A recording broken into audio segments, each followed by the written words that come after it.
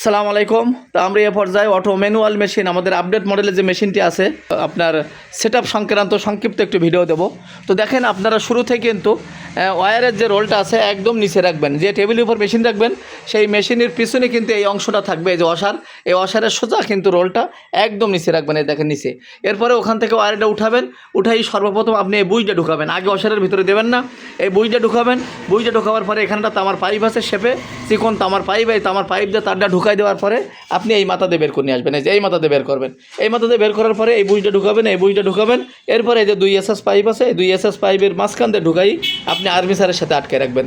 এরপরে আর্মিসারে আপনি এরকম ফাইবার ঢুকাবেন, অবশ্যই ফাইবার দিয়ে সবসময় উপরে 1/2 ইঞ্চের মতো বেশি ঢুকাবেন, দুই পাশে ঢুকাই এরকম এরকম বেকাই দেবেন। এরকম বেকাই দেওয়ার পরে ডাইসটি কিন্তু একদম এই মাঝখান দিয়ে ঢুকাই দেবেন, এবং এই কালো ফাইবারের মাঝখান দিয়ে নিচের এই সাদা ফাইবার, ডাইসের সাদা ফাইবার, আর উপরের কালো ফাইবারের মাঝখান দিয়ে উপরের এই ডাইসের সাদা ফাইবার ঢুকাই দেবেন। আর এই মাঝখান দিয়ে ডাইসে একটা আল দেওয়া আছে, একটা পয়েন্ট দেওয়া আছে, এটা কিন্তু মাঝখানের এই আর্মিসারের ফাঁকা দিয়ে ঢুকাই দেবেন। এরপরে এসএস পাইপ দুটো যথা নিয়মে একদম সহজে যেন এসএস পাইপের গায়ে তার টাচ করে ভিতরে ঢুকে পড়ে এরকম জায়গায় সেট করবেন, উপরেরটা এবং নিচেরটা এসএস পাইপ সেট করে আপনি আর্মিসারটা কিন্তু সেট আপ করবেন। সেট আপ করে এটা দিয়ে টাইট দিয়ে আর্মিসারটা কিন্তু টাইট দিয়ে রাখবেন, আর্মিসারটা যেন না নড়ে।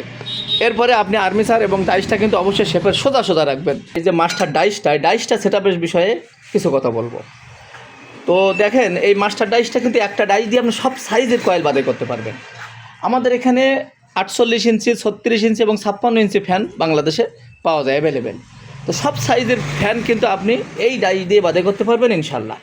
তো সেক্ষেত্রে আপনাকে যে কাজটা করতে হবে, আমাদের এই মাস্টার ডাইসটা কিন্তু ফ্লেক্সিবল, এটা ছোটো বড়ো করা যায় এবং উঁচা নিচেও করা যায়। এই ডাইসটা আপনার আর্মিসারটা যে মাপের হবে ডাইসটা কিন্তু সেই মাপে সেট আপ করে নেবেন। এখানে কিন্তু আপনার নাট বল্ট দেওয়া আছে, এই যে প্রত্যেকটা ডাইসই দেখবেন এখানে দুই পাশে নাট বল্ট দেওয়া আছে, এই পাশে নাট বল্ট দেওয়া আছে, এই পাশে নাট বল্ট দেওয়া আছে। এই ডাইসটা যদি বেশি ফাঁকা করা লাগে ফাঁকা করতে পারবেন, আবার যদি চিকন গায়ে করা লাগে গায়ে করতে পারবেন। আবার এই যে অংশটা, এই যে পাখনাটা, এই পাখনা দুটো কিন্তু আপনি নিচে এবং উপরে করতে পারবেন। অতএব যখন আপনি ভিতরের কয়েল বাদাই করবেন তখন অবশ্যই আমি যেভাবে সেট করে দিচ্ছি পাখনাটা এইভাবে সেট থাকবে। আর যখন আপনি বাহিরের কয়েল বাদাই করবেন তখন এই নাট দুটো খুলবেন, এই পাখনার নাট দুটো খুলবেন এবং এইটা কিন্তু বসাই দেবেন, এটা কিন্তু ভিতরে চেপে দেবেন। তো ভিতরে চেপে দিলে এটা ছোটো হয়ে যাবে এবং আর্মিসার বরাবর আপনি সেট করে নেবেন, যে বাইরের কয়েল বরাবর সেট করে নিয়ে আবার টাইট দেবেন।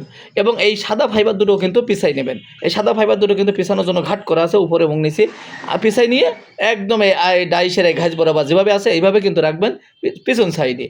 আবার যখন আপনি বাইরের কয়েল বাদাই করবেন তখন এটা আবার সরাই নেবেন, সামনে উঠাই নেবেন, আবার সাদা ফাইবার দুটোও কিন্তু সামনে উঠাই নিয়ে আর্মিসার বরাবর সেট করবেন। এইভাবে কিন্তু এটা ফ্লেক্সিবল, ছোটো বড়ো করা যায়, ঠিক আপনার প্রয়োজন এবং আপনার ডাইস অনুযায়ী কিন্তু এটা আগে পিছাই নেবেন এবং ফাঁকা ছোটো করে নেবেন, যেরকম প্রয়োজন সেরকম করে নেবেন কিন্তু এই ডাইস দিয়ে। আর এইগুলো নাড়াবেন না, এগুলো আমরা সেট আপ করেই দিয়েছি, এই যে এগুলো যেভাবে সেট আপ করা আছে এইভাবে থাকলে আপনার জন্য সুবিধা হবে।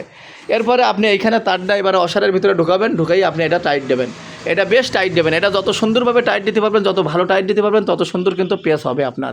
আবার এত বেশি টাইট দেবেন না যে তার ছিঁড়ে যায়, আপনি পরিমাণ মতো টাইট দেবেন। আপনাকে বোঝার জন্য আমি এখানে একটু অংশ তার কেটে রাখবো, এই তারটুক আপনি টেনে দেখবেন যে কী পরিমাণ টাইট আছে, আপনি সেই পরিমাণ টাইট দেবেন। এরপরে আপনার কাজ হলো কন্ট্রোল প্যানেলে আসা। কন্ট্রোল প্যানেলে আপনি সর্বপ্রথম এখানে পেজ সংখ্যাটা উঠে রাখবেন, আপনি কত পেজ দিতে চাচ্ছেন। আমি এখানে 300 পেজ উঠে রাখছি, আপনি 300, 320, 30 যত প্রয়োজন এখানে উঠে রাখবেন, কারণ এখানে যত পেজ উঠে রাখবেন তত পেজ হওয়ার পরেই কিন্তু মেশিনটি বন্ধ হয়ে যাবে। এরপরে আপনি এই যে মোটর উল্টা সোজা ঘোরানোর জন্য লেফট রাইট, এটা যদি এই মোটর এটা যদি মাঝখানে থাকে এটা কিন্তু বন্ধ থাকবে মোটর। এটা যখন উপরে দেবেন তখন মোটরটা সোজা ঘুরবে, এটা যখন নিচে নিয়ে আসবেন তখন মোটরটা কিন্তু উল্টা ঘুরবে। অতএব উপরে সোজা আর মাঝখানে বন্ধ, নিচে কিন্তু উল্টা ঘুরবে। এরপরে মোটর অন অফ, এটা আপনি এইগুলো সব রেডি করার পরে মোটরটা অন করবেন, তখনই মোটরটা ঘুরবে। এরপরে আপনি এই ফিউজ কেটে গেলে অবশ্যই আপনি ফিউজ চেঞ্জ করে দেবেন। আর এই মিটারের রিসেট কিন্তু এইটা, এই যে এসি মিটারের যে রিসেট, এই রিসেট এটা, এই মিটারের কোনো অংশ আপনি চাপাচাপি করবেন না, এই যে নিচের এইগুলো ঠেলাঠেলি করবেন না, শুধু এইগুলো চেপে আপনি পয়েন্টগুলো লিখবেন আর এই রিসেট দিয়ে আপনি রিসেট চাপবেন। আর এই ডিসি মিটারের যে ম্যানুয়াল কাউন্টার মিটারের, এটা 1 সেকেন্ড চেপে ধরে রাখলে আপনার অন হবে, আবার 1 সেকেন্ড চেপে ধরে রাখলে আপনার অফ হবে। আর এইটা রিসেট, এর ডাইন পাশেরটা রিসেট, বাম পাশেরটা অন অফ সুইচ। আর এটা হলো কন্ট্রোল প্যানেল। সর্বপ্রথম আপনি এই যে দেখেন বন্ধ, আমি এখন অন করলাম, এটা টোটাল কন্ট্রোল প্যানেলটা অন অফ হবে এই সুইচে। এই মোটামুটি কন্ট্রোল প্যানেলের সেটআপ আপনি কয়েকবার চেষ্টা করবেন আগে কন্ট্রোল প্যানেলের সেটআপটা বোঝার জন্য, যাতে উল্টো সোজা আপনার বারবার বিভ্রান্তিতে না পড়তে হয়। এরপরে আপনি কি করবেন, সব কিছু সেটআপ যখন কমপ্লিট হয়ে যাবে তখনই আপনি কিন্তু হাত দিয়ে প্রথম 2-1 পেজ দেওয়ার পরে আপনি যখন দেখবেন যে আপনার ঠিকঠাক সব যাচ্ছে তখনই আপনি এটার মোটর দেবেন এবং আপনি কার্যক্রম শুরু করবেন। এভাবে আপনি আমাদের এই মেশিন দিয়ে সহজ সেটআপের মাধ্যমে কিন্তু আপনি কয়েল বাদাই করতে পারবেন। তবে আপনি 1-2 বার 5 বার চেষ্টা করলে আপনি আমার চেয়ে অনেক ভালো চালাতে পারবেন এই মেশিন। এই মেশিন আজ পর্যন্ত যারা নিছে তাদের কোনো সমস্যা নেই, তারা সহজে এই মেশিন সেট আপ শিখতে পারে, কারণ এখানে জটিল কোনো সেট আপের বিষয় নেই।